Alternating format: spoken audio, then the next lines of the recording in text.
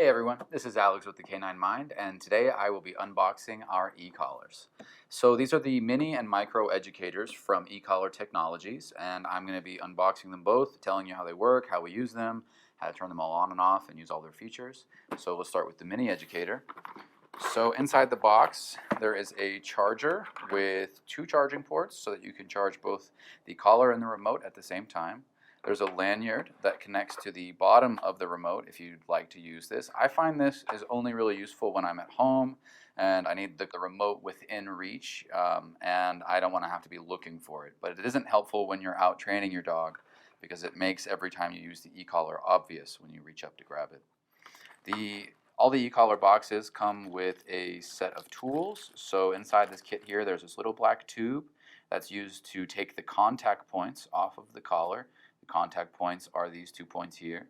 This black disc is to remove the case that comes on the remote. So this yellow case can be removed and replaced with a different one.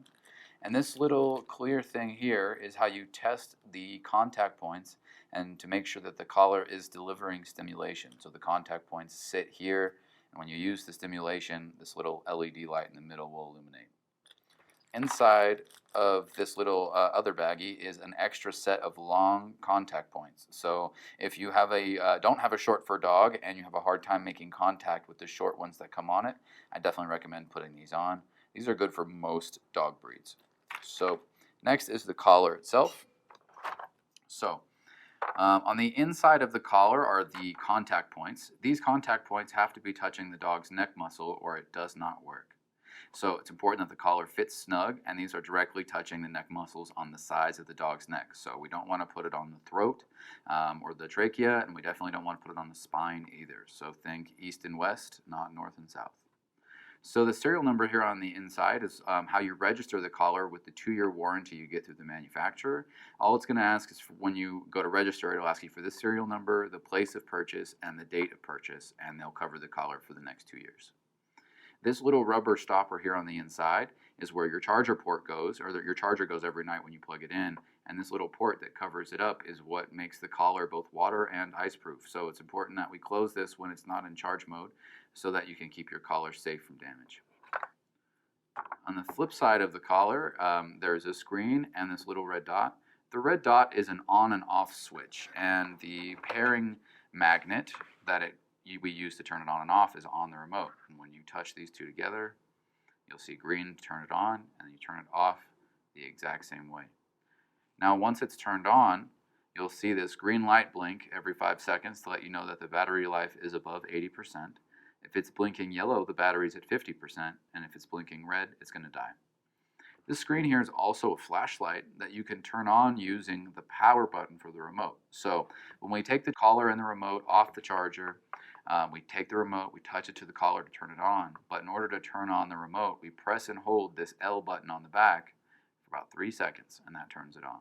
But if we tap that button, it turns on a strobe flash. One more tap turns on a solid flashlight. One more tap turns that off. Okay, so that's the collar and its settings. Now let's talk about the remote.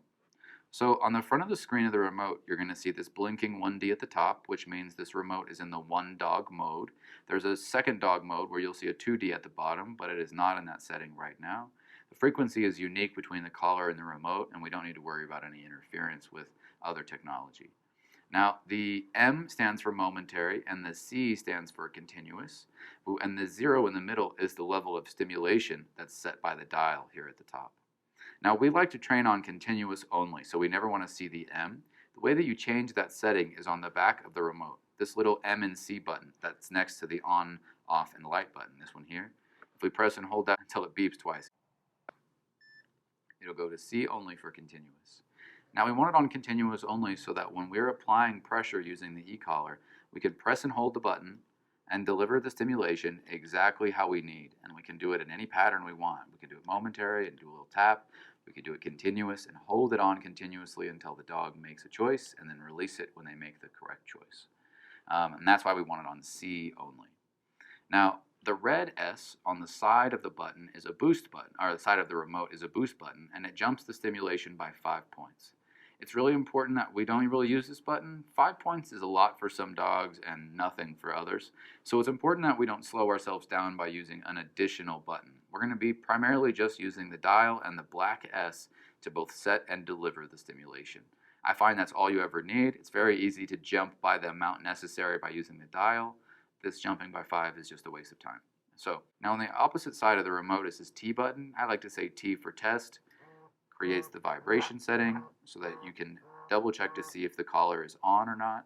A lot of the times when our dogs feel e-collar stimulation, they don't respond to it or they don't react. And if you're doubting that the e-collar is actually making contact with the dog, but you want to see if it's turned on, it's helpful to press this T button while the collar's on the dog to see if it vibrates.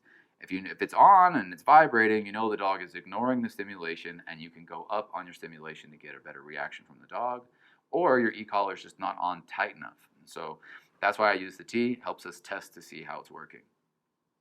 Now, the way I like to hold the remote is I like to rest my middle finger on the black S, and I like to rest my thumb on that red line and pinch the dial between whatever points I need. So this way I have dedicated fingers for where 0 is here, and I like to rest on 25 and this S here. So this way I can twist and turn and twist and turn, and I don't have to reposition or use both hands. I want to be able to go up by a small amount and just go up by little bits and have the precision to do that, and have my middle finger on my right hand as my dedicated stimulation hand. Now remember, when we're using the stimulation, it's going to be our first command is free, so we don't use it the first time that we give the command. So it'll be come. Dog doesn't respond to come. We go right to 4, come. Or wait to see what happens. The dog doesn't turn its head. We go up again, come. No reaction, come. No reaction, come. The dog turns its head. We let go. Good dog, very good. The dog comes all the way back to us, and we turn it back down before we start sit. It's important that we don't pick up on the next command where the last one left off. So if the dog was very distracted for come, we had to go all the way up to 23, and then when it gets to us, we're still at 23. It's going to be a bit overkill. The dog will become surprised, feel unsafe. It's too much pressure for that scenario. So it's important for us to reset back down to 0 whenever we switch commands or we move on to the next thing. Okay, so this is the miniEducator. Let's talk about the micro. Okay, so this is the micro. The micro is intended for smaller dogs or less intense dogs. So we typically use this for dogs that are like under 20 pounds, guaranteed this is all that they should be on. But even with larger breed dogs that are on the more sensitive side or on the less intense side, this is the right collar to use. I've used this for lots of different dogs that are over 50 pounds because their mental ability to process pressure is just, they're softer. So they don't need as much juice from the e-collar. You needed a much more gentle approach. So some of the differences between these collars are where the on and off switch is for the micro. The micro's red dot is on the side here, and when you touch these red dots together, green, same thing to turn it off. Okay. The flashlight is in the same spot. It's just a little bit more dim because it's in 2 different spots instead of 1 big bar. Same thing to turn off the collar and turn off the remote. This L button on the back. Everything's identical. Now, this is intended for smaller breed dogs. You can change the contact points with any of the same ones you would use for both collars.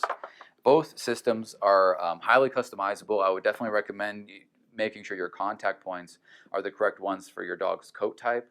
If you have a really, really short fur dog, the normal ones that come on the collars naturally are okay, but they also sell the type of contact point called a comfort pad, which is this brown, like brass nodule that doesn't actually poke into the dog. It just rests against the flesh, which is a lot more comfortable for the dogs, makes them feel better. Dogs with thicker fur like Australian Shepherds, Huskies, German Shepherds, those types of dogs have really tricky fur, and depending on the density of the fur will determine which contact points work the best. Definitely reach out to their customer service department if you have any questions about what contact points would work best for you, or reach out to us and we'll do our best to troubleshoot it for you.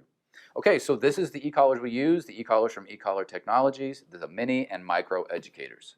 All right, everybody, so we showed you how the e-collar works, we showed you what all the buttons do and all that business, but let's also show you how to fit the e-collar to your dog, which can be pretty tricky. So the first rules is we do not want the e-collar on the top of the dog's neck or the bottom of the neck, so not on the spine or the trachea. You want to go on east or west, okay, on the muscles that are on the left and right side of the dog's head.